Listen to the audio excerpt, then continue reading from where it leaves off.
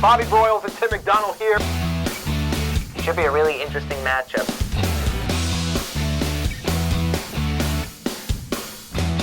Buckle up. If you're not watching, you got some problems. One team left on the road to Frisco. I'm Bobby Broyles in studio with my guy, Tim McDonald.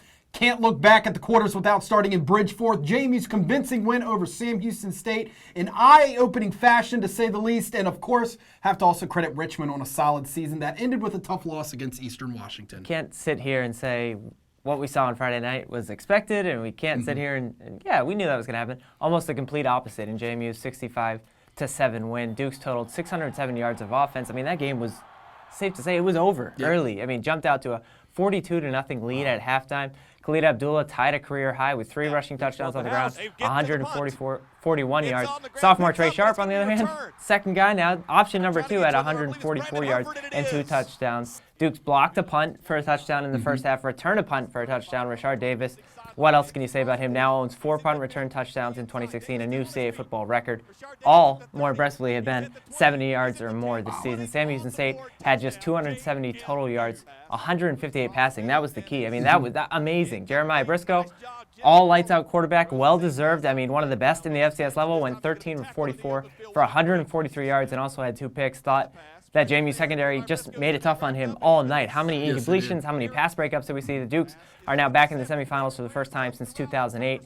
Also became the 4th straight CAA football team to advance to the semis and the 7th different team during that span to reach the semis since 2007. Speaks volumes about the depth of CAA football. We know about it, but just nice to point that out for folks again. Richmond, on the other hand, and actually on the other side of the country, just looked like it ran out of gas. Yeah. Still much to be proud of for the Spiders, despite the 38-0 loss at Eastern Washington. A very good Eastern Washington team. 10-4 overall this season, cast by 3rd straight playoff appearance. Brian Brown, I mean, we knew it, but he ends his career as the best receiver in program history. Now he's the career leader in catches, touchdowns, and total yards. Ranks 8th all-time now among FCS players.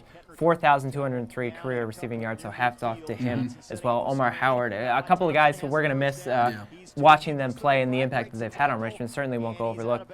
A team that went through a lot in 2016, I mean, to say the least, with number of key injuries, but many pieces are back and hopefully healthy for 2017. So Richmond, of course, tough way to end the season, but you still have to take a lot into the offseason and moving forward to 2017. Absolutely. Well, it always seems to come back to the Fargo Dome, doesn't it, Tim? It always does. That's where the Dukes head on Friday night at 7 for another primetime contest on ESPN2 against the 5-time defending national champions of North Dakota State. Been down this path before with 3 CA teams, all playing the Bison in the last 5 years. It's becoming a thing. I don't know. I don't know if I like that, but you have to deal with it. UNH in 2013, Richmond last year, all playing in the Dome. Also includes JMU in 2011. Let's not forget that, playing in the Fargo Dome. I'm sure you'll hear this many times this week, but NDSU's playoff and championship run, it started in the playoffs against JMU 26-14 over the Dukes in 2011. That's the Justin Thorpe days, the Stephon Robertson days. But, of course, no one from this team right now was on that roster then, but it's still something that the JMU players and coaches are well aware of. They knew at some point, if you want to keep advancing and you want to keep surviving, you're going to have to go through North Dakota State to beat the best team and to accomplish their goal, which ultimately, as they admitted this week, wanted to win a CA championship, but ultimately also wanted to advance in the playoffs and take home a national championship. We'll see what happens, but obviously you're going to play a great team, and it's a phenomenal opportunity. I thought the conference call on Monday really told us a lot in regard to Mike Houston's early days and plans when he arrived at Madison. Wanted this team to develop a mindset of toughness similar to NDSU. He didn't shy away from that. He's one of the telling quotes, I thought, in essence, we've built this team to try to go in and win this game. And I think that says it all for me, that when he came in day one, he kind of said to his team, we need to toughen up this physicality. And so far, they've answered the bell and they answered the call. Senior quarterback Taylor Reynolds also talked how much his team, not only excitement, but looking forward to line up finally in the Fargo Dome. You see it on ESPN. You see the playoffs. You see North Dakota State. Line up, see the other players, and play the team that has set the standard at the FCS level. So definitely, I think, if anything you take away from JMU right now, it's the confidence and a belief in this team that they understand what's at test. They understand what they have to do. It's now time to just strap up the helmet and see if they can put the proof in the pudding.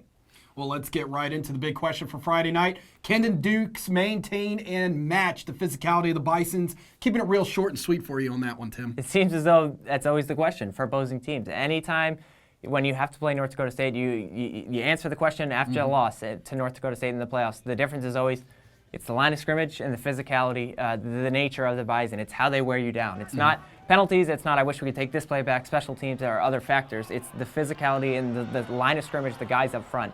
I do believe, like I said, JMU has plenty of confidence. That's known. I think that's a good thing. That's a fact. It's a big impact, especially in the playoffs.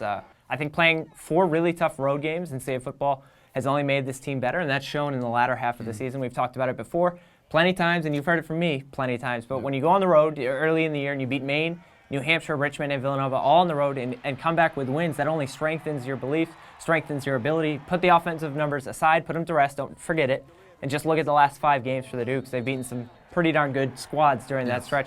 4 of those teams were playoff contenders this season, were playoff teams. Not saying that means JMU is going to go in and the offensive numbers are just going to keep rolling, and the Dome, it's going to be a grind-out win. It's going to be a tall task. I think everyone knows that. I think the way in which JMU has defeated teams, especially lately, has related to a belief in physical mentality, which for me, heading into a game like this is even bigger than the actual physical impact. Khalid Abdullah, I mean, he's been great. He's been great all season long, but even better when it's mattered most down the stretch. 577 rushing yards and 8 touchdowns over the last 5 games. We talked about the running game last week. Would it shore up a little bit and get moving again? And it did. It answered the call. Now leads the FCS this season, does Abdullah, with 20 rushing scores. NDSU, we know about the defense. Allows 15.8 points per game, 99.2 rushing yards allowed per game. So you know what to expect. It's going to be tough sledding all day long. Brandon Ravenel, Jonathan Klosterman, Rashard Davis, all of them are going to have to play their best. I mean, it's easy to say, but the receiving corps, time in and time out, has been reliable all year, but their success, that has only helped Brian Shore, only helped this offense roll even more. Watch early for me. It's going to be the early downs for James Madison. If you can get into a manageable for most of the game, if you can get into a manageable 3rd and 4, 3rd and 3, 3rd and 2, if you can keep that short distance, the Dukes can score against this defense. I believe that. Almost right now, 53% on 3rd down for the season, and obviously the more chances you have, extending drives and keeping the Bison off the field, the better chance you have to pull off the upset. So I'm keeping an eye on that, the early downs and distance. How can JMU keep it manageable? I could keep the flow going and ask about the keys on defense, but besides the obvious, what makes the Bison so hard to defend against? I think it's a perfect example of last week. I mean, just hard to avoid. It's always the way in which the offense, it's just the way in which their offense dictates and moves the ball. Easton Stick, the quarterback, is never going to wow teams. He's never going to throw for 600 yards. He's never going to jump off the page with stats, but he just gets the job done like most of the quarterbacks have done for NDSU in the past. Over the last 6 games, the Bison have averaged 278 rushing yards per game. Lance Dunn and King Frazier, you're going to hear those names a lot. The only 1-2 punch for this team, especially rushing the ball. Both have over 800 yards and have accounted for 16 total rushing scores this season. Like I said last week against South Dakota State, a very good team who beat the Bison earlier this year. Perfect example of what NDSU likes to do on offense. Long, sustaining drives that take the other team's offense off the field. Really controls and dictates the flow of the game. Owned 40 minutes of possession last week in that win over South Dakota State. Outrushed the Jackrabbits 302 to 37, 5.8 yards per carry. That was the story of the game for me.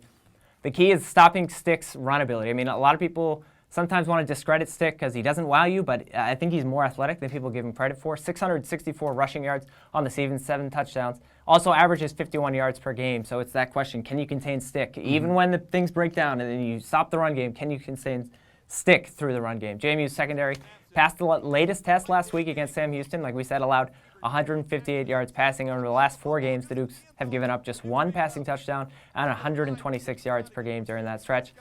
Also something to look at, Bob Trott. We know we've talked about him coming over from Richmond in the offseason, but the Madison defensive coordinator right now was with Richmond last year in the Fargo Dome in that loss. Best believe Coach Houston and that staff, especially the defense, is going to take whatever they can get from Coach Trott this week in preparation. That's only going to help and only going to help benefit, I think. Every team knows that stopping the run against North Dakota State is the key. Easier said than done. It's also about stopping the run and those long drives consistently. Not just stopping it on the first couple series. It's just not every now and then. If you want a chance to beat the Bison, you have to dictate the line of scrimmage and try to stop the run.